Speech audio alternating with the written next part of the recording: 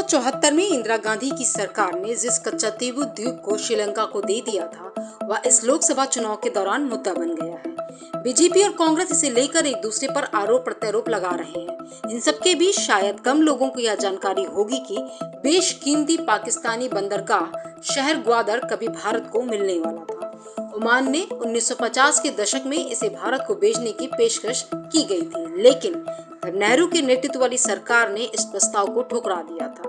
उस समय ग्वादर मछुआरों और व्यापारियों का एक छोटा सा शहर हुआ करता था। हथौड़े के आकार वाला मछली पकड़ने वाला गांव आज पाकिस्तान का तीसरा सबसे बड़ा बंदरगाह है। चीन की मदद से यहाँ न केवल विकास को रफ्तार मिली है, बल्कि यह रणनीतिक रूप से भी बेहद अहम हो गया है। ग्वादर 1783 से ओमान के सुल्तान के कब्जे में रहा है और 1950 के दशक तक ग्वादर पर लगभग 200 वर्ष तक ओमान का शासन रहा था। 1958 में पाकिस्तान के कब्जे में आने से पहले इसे भारत को बेचने की पेशकश की गई थी, लेकिन तत्कालीन प्रधानमंत्री जवाहरलाल नेहरू की सरकार ने इस ऑफर को ठुकरा दिया। ग्वादर के हाथ से फिसलने की यह कहानी से कुछ सवाल तो जरूर खड़े होते हैं कि आखिर कैसे ओमान की संकरी खाड़ी के पार एक छोटा सा मछली पकड़ने वाला शहर ओमानी सुल्तान के अधीन हो गया। जवाहरलाल नेहरू के नेतृत्व में भारत सरकार ने इस बंदरगाह शहर को स्वीकार करने से इनकार क्यों कर दिया? अगर 1956 में भारत ने ग्वादर पर कब्जा कर लिया था, तो आगे क्या क्या होता, ये सब हम आपको बताने जा रहे हैं। दरअसल पाकिस्तान के बलूचिस्तान प्रांत के मकरान तट पर ग्वादर पहली बार 1783 में ओमान कब्जे में आया था। कलत के खान मीर नूरी नशीर खान बलूच ने इस क्षेत्र को मस्कट के राजकुमार सुल्तान बिन अहमद को गिफ्ट में दिया था।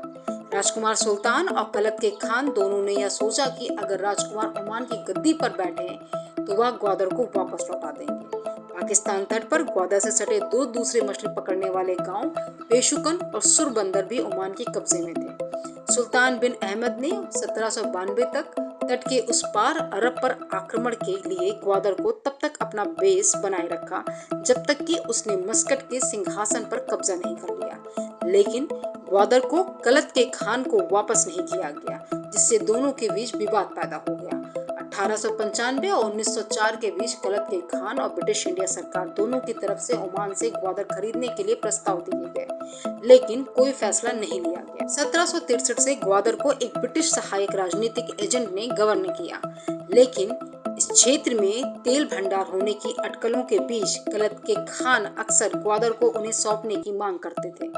इस बीच ओमान के सुल्तान भी विद्रोहियों के खिलाफ सैन्य और वित्तीय मदद के बदले में संभावित हैंडओवर के बारे में अंग्रेजों के साथ बातचीत करते रहे। यह वही कलत का खान था जिसने बलूचिस्तान पर तब तक शासन किया था जब तक कि इसे मार्च 1948 में मोहम्मद अली जिन्ना के नेतृत्व में बने नए स्वतंत्र पाकिस्तान की ओर से कब्जा नहीं कर लिया गया था। बलूचिस्तान का अधिकांश हिस्सा 1948 में पाकिस्तान द्वारा अपने हिस्से शामिल कर लिया गया था, लेकिन ग्वादर के आसपास की तटीय पट्टी, जिसे मकरान कहा जाता है, 1952 तक पाकिस्तान में शामिल नहीं हुआ था।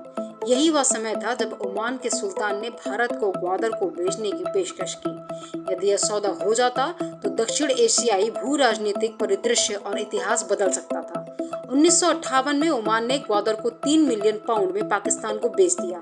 अगर नेहरू ने ग्वादर के प्रस्ताव को स्वीकार कर लिया होता और खरीद लिया होता तो यह पाकिस्तान में बिना किसी की लैंड एक्सेस का भारतीय क्षेत्र होता और पाकिस्तान घिरा होता। ग्वादर लंबे समय से वैश्विक शक्ति की रुचि को बढ़ा रहा है। 2008 में ग्वादर का कायापलट चीन की belt and road initiative BRI की वजह से हुआ। चीन पाकिस्तान आर्थिक कॉरिडोर परियोजना में ग्वादर बंदरगाह बेहद महत्वपूर्ण है। ये अरब सागर तक चीन की पहुंच के लिए बेहद अहम बंदरगाह है। 2021 में पाकिस्तान और चीन ग्वादर बंदरगाह को CPEC के तहत लाने के लिए राजी हुए थे। दोनों देशों ने मिलकर ये समझौता किया था कि वो ग्वादर बंदरगाह की पूरी क्षमता का CPEC के तहत इस्तेमाल करेंगे, जिससे पाकिस्तान और चीन दोनों को फायदा हो।